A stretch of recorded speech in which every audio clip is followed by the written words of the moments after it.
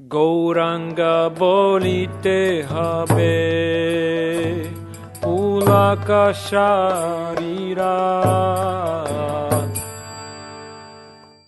महाराजा भारत एक महान राजा थे।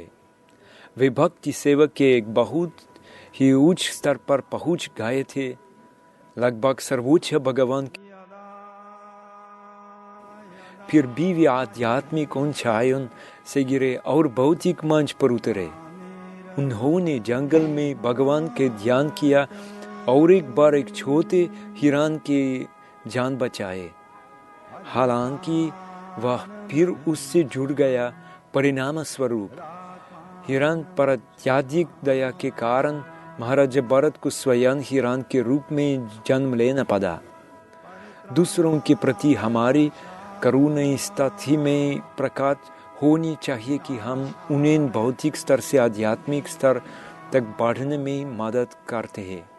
अन्यथा यदि हम साधारण भौतिक दया का अनुभव करते हैं तो हमारा आध्यात्मिक विकास किसी भी क्षण रुक सकते हैं और हम स्वयं को स्वयं पर पाएंगे सामग्री स्तर।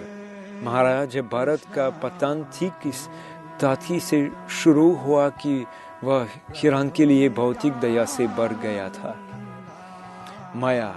माया उस व्यक्ति पर बहुत सूक्ष्म तरीके से कार्य करते हैं जो पहले ही आध्यात्मिक ऊंचाइयों पर पहुंच चुका है। आम लोगों की दृष्टि से महाराजा भरत ने उच्च भी गलत नहीं किया। उन्होंने एक जीव को बचाया और इसमें कुछ भी गलत नहीं था।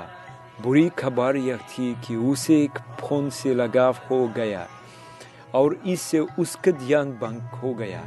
श्रीमद् भागवतम के 5वें सर्ग में अपने जीवन के अंत में महाराजा भरत को यह सोचकर वर्णित किया गया है, यह हिरण कहाँ है, यह कहाँ गया है। और इस प्रकार जीवन के अंत में महाराजा भरत के विचार हिरण पर केंद्रित है। कृष्ण भगवद गीता में कहते हैं, जीवन के अंत में हम जिस भी अवस्था में होंगे वह अवस्था हमें प्राप्त होगी। प्रेम और स्नेह की अनुभूति किसी भी प्राणी के लिए स्वाभाविक है, लेकिन अगर हम उस चीज़ से जुड़े रहें जो शाश्वत नहीं है तो यह हमारे पतन का कारण बन जाती है। वास्तव में हम ऐसा लगाव विकसित करने का प्रयास करते हैं क्योंकि यही हमारी मुख्य आवश्यकता है, प्रयोजन संस्कृत में। लेकिन हमें पता होना चाहिए कि प्रेम का वास्तविक उद्देश्य क्या है।